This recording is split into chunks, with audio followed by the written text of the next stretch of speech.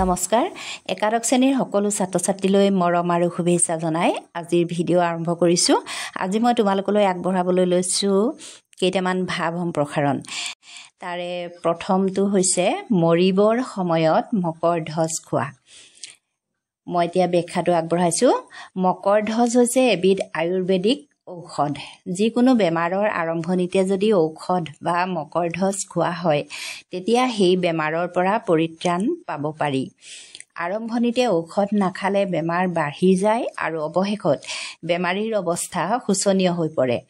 এনেদৰে ৰোগ বাঢ়ি গৈ ৰোগীৰ মৰু মৰু অৱস্থা হোৱাৰ সময়ত মকৰধ্বজ খোৱালেও কামত নাহে বা সুস্থ হৈ নুঠে। উক্ত প্ৰবচনটিৰ দ্বাৰা ইয়াকে বুজোৱা হৈছে যে যিকোনো কাম মানুহে সময়মতে কৰিব লাগে। সময় উকলি যোৱাৰ পাছত হা-হুমুনিয়াহ কাঢ়ি মানসিক যন্ত্ৰণা পোৱাৰ বাদে আন একো নহয়। সময়ৰ কাম সময়তে কৰি গ'লেহে মানুহৰ জীৱনটো সুখময় হয়। যেনেকৈ ৰোগ আৰম্ভ হওঁতেই ঔষধ নাখাই অৱস্থা অতি বেয়ালৈ যোৱাৰ পাছত মকৰধ্বজ খোৱালেও কামত নাহে বা জীৱনটো বচাব নোৱাৰে, ঠিক একেদৰে সময়ৰ কাম সময়তে নকৰিলে দুনাই সুযোগ সুবিধা নাপায়। ফলত হতাশা আৰু মনোকষ্টত দিন কটাবলগীয়া হয়। দ্বিতীয় প্ৰবচনটো হৈছে এদেও দুদেও লোটা নিয়াৰ চেও। এই প্ৰবচনটোৰ অৰ্থ হৈছে মানুহে অন্য কাৰোবাৰ পৰা অলপ অলপকৈ কৌশলেৰে সুবিধা আদায় কৰি ক্ৰমান্বয়ে সকলো নিজৰ আয়ত্তলৈ আনিবলৈ চেষ্টা কৰা। সমাজত অনেক স্বাৰ্থপৰ আৰু সুবিধাবাদী মানুহ থাকে যি চলে বলে কৌশলে নিজৰ স্বাৰ্থ পূৰণৰ বাবেহে চিন্তা কৰে। লোটা হৈছে পানী থোৱা এবিধ পাত্ৰ। সুবিধাবাদী মানুহে ঘৰত পানীৰ নাটনি দেখুৱাই ওচৰ চুবুৰীয়া মানুহৰ পৰা প্ৰথমে অলপ অলপকৈ পানী বিচাৰি নিব।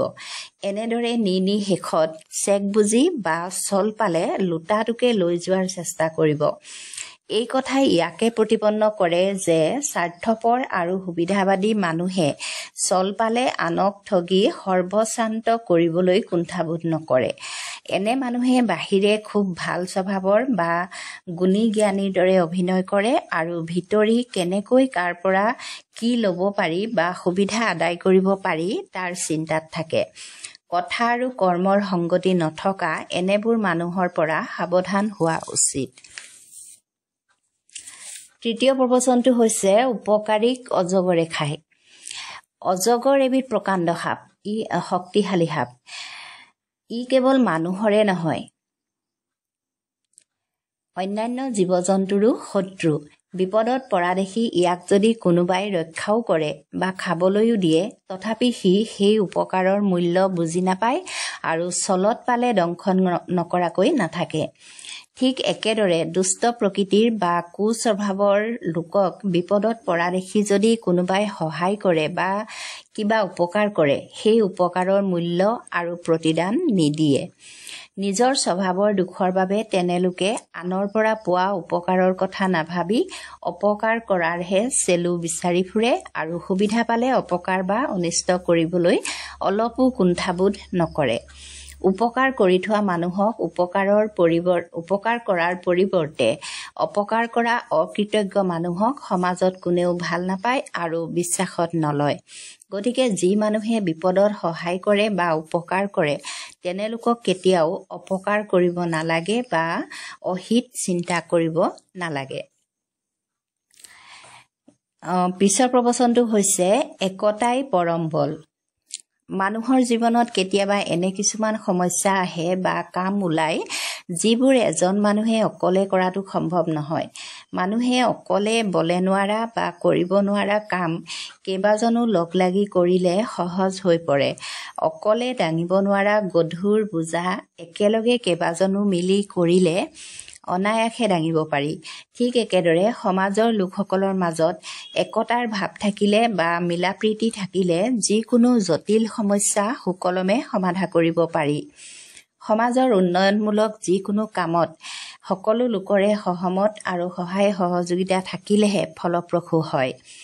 মানুহবোৰৰ মাজত যদি ঐক্যভাৱ নাথাকে, খামখেয়ালিহে থাকে, তেতিয়া কোনো কামেই সুকলমে হৈ নুঠে। তাৰোপৰি সমাজ এখনৰ লোকসকলৰ মাজত একতা নাথাকিলে বহিঃশত্ৰুৱে অনিষ্ট কৰাৰ সুবিধা পায়। একত্ৰিত ৰাইজৰ বল বহুত বেছি আৰু শক্তিশালী, তাক কোনেও সহজে ৰুধিব নোৱাৰে। সেয়ে ৰাইজৰ ঐক্যবদ্ধ শক্তিৰ জোৰ বুজাবলৈ প্ৰবচন ফাঁকি ব্যৱহাৰ কৰা হৈছে। আপোন ভালেই জগত ভাল। মানুহে সমাজ পাতি বাস কৰে, গতিকে সমাজত মিলা প্ৰীতিৰে থকাটো সকলোৰে কাম্য। সমাজত বাস কৰা প্ৰত্যেকজন মানুহৰ স্বভাৱ চৰিত্ৰ আচাৰ আচৰণ চিন্তা ভাৱনা আদি বেলেগ বেলেগ। কাৰো লগত কাৰো গুণ নিমিলে, গতিকে কাৰ লগত কেনে ব্যৱহাৰ কৰিব লাগে তাক নাজানিলে নানা লঘু লাঞ্ছনা ভুগিবলগীয়া হয়। একেখন সমাজতে সৎ আৰু অসৎ দুই প্ৰবৃত্তিৰ মানুহে বাস কৰে। তাৰোপৰি মানুহ মাত্ৰে ভাল আৰু বেয়া দুয়োটা গুণ থাকে, গতিকে সকলোৰে লগত সম্বন্ধ ৰাখি শান্তিৰে থাকিবলৈ হ'লে এৰাধৰা মনোবৃত্তি থাকিব লাগে। আনৰ বেয়া গুণবোৰ আওকাণ কৰি ভালখিনিলৈহে চকু দিব লাগে। তেনে কৰিব পৰাজনে সকলোকে ভাল দেখে আৰু কাৰো প্ৰতি অসৎ আচৰণ নকৰে। ফলত আনেও তেনেলোকক আদৰ সন্মান কৰে। তাকে নকৰি যদি আনৰ বদগুণ খুচৰি ফুৰা হয়, য'তে ত'তে সমালোচনা কৰি ফুৰে, তেনে ব্যক্তি আনৰ হিংসা গৰিহণাৰ পাত্ৰ হয় আৰু মানুহে ভাল চকুৰে নাচায়। গতিকে সমাজত সুখে শান্তিৰে থাকিবলৈ হ'লে প্ৰথমে নিজৰ স্বভাৱ চৰিত্ৰ ভাল কৰিব লাগিব। নিজে ভাল হ'লে গোটেই জগতখনকে ভাল যেন অনুভৱ হয়। যেনে কুকুৰ তেনে টাঙোন। টাঙোন মানে লাঠি। মানুহে যিকোনো জীৱ জন্তুৰ আক্ৰমণৰ পৰা নিজকে ৰক্ষা কৰিবলৈ টাঙোন ব্যৱহাৰ কৰে। কুকুৰ এবিধ চাৰিঠেঙীয়া জন্তু, কিন্তু আটাইবোৰ কুকুৰ একে প্ৰবৃত্তিৰ নহয়। কিছুমান কুকুৰ শান্ত প্ৰকৃতিৰ আৰু কিছুমান উগ্ৰ। উগ্ৰ প্ৰকৃতিৰ কুকুৰে সুবিধা পালেই মানুহক কামোৰে। তেনেবিধ কুকুৰক বশ কৰিবলৈ টাঙোনৰ প্ৰয়োজন হয়। তাৰোপৰি কুকুৰ চাই টাঙোনৰো সৰু বৰ কথা আছে। অতি আক্ৰমণাত্মক কুকুৰৰ বাবে সৰু টাঙোনেৰে কাম নহয়, গতিকে ডাঙৰ টাঙোনৰ প্ৰয়োজন হয়। কুকুৰৰ বিভিন্ন প্ৰকৃতি থকাৰ দৰে মানুহৰো প্ৰকৃতি বেলেগ বেলেগ, অৰ্থাৎ কাৰো স্বভাৱ কাৰো লগত নিমিলে। একেখন সমাজতে বাস কৰিলেও মানুহৰ স্বভাৱ চৰিত্ৰ একে নহয়। কিছুমান অতি সৎ গুণী জ্ঞানী লোক থাকে আৰু কিছুমান থাকে অতি দাম্ভিক অহংকাৰী আৰু অসৎ প্ৰবৃত্তিৰ। সৎ আৰু গুণী জ্ঞানী লোকে আনৰ পৰাও ভাল আচৰণ সা সন্মান পায়, আনহাতে দাম্ভিক অহংকাৰী বা অসৎ প্ৰবৃত্তিৰ লোকক কোনেও ভাল আচৰণ বা সন্মান নকৰে। গতিকে প্ৰবৃত্তি অনুযায়ী মানুহে আনৰ পৰা ভাল বা বেয়া আচৰণ লাভ কৰে। ইয়াকে বুজাবৰ বাবে উক্ত প্ৰবচনটি ব্যৱহাৰ কৰা হৈছে। কথাতে কটা যায়, কথাতে বঁটা পায়। মানুহে এবাৰ কোৱা কথা আৰু এৰি দিয়া শৰ একেই, দুয়োটাকে ঘূৰাই ল'ব নোৱাৰি। মুখৰ কথাৰ বাবেই মানুহে বঁটা বা পুৰস্কাৰৰ যোগ্য হ'ব পাৰে আৰু কেতিয়াবা আনৰ গতা খাবলগীয়া হয় বা কটা যোৱাৰ দৰে অৱস্থা হ'ব পাৰে। সেয়ে পৰিৱেশ পৰিস্থিতি অনুযায়ী কাক কেনেকৈ কথা কোৱা উচিত তাৰ প্ৰতি মানুহ সচেতন হ'ব লাগে। মুখ আছে বুলিয়ে যেতিয়াই তেতিয়াই যিহকে তিহকে ক'বলৈ গ'লে মানুহ বিপদত পৰে।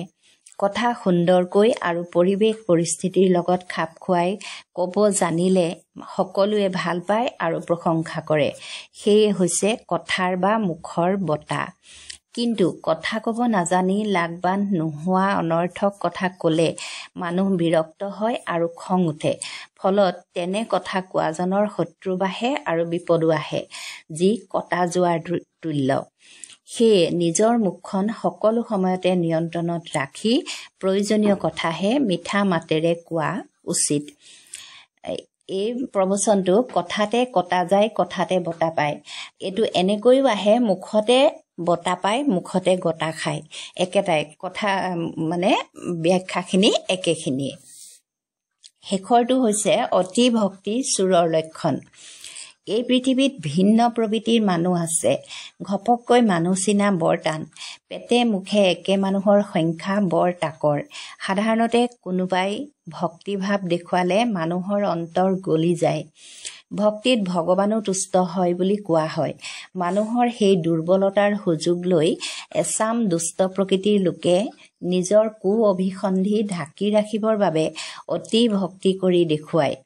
এনেবোৰ মানুহে নিজৰ স্বাৰ্থসিদ্ধিৰ বাবেহে বেছি ভক্তিপৰায়ণ বা বিশ্বাসভাজন হৈ দেখুৱায়, কিন্তু পাছত চেক বুজি চুৰ আদি কৰি অৰ্থাৎ অসৎ কামত লিপ্ত হৈ অনিষ্ট সাধন কৰে।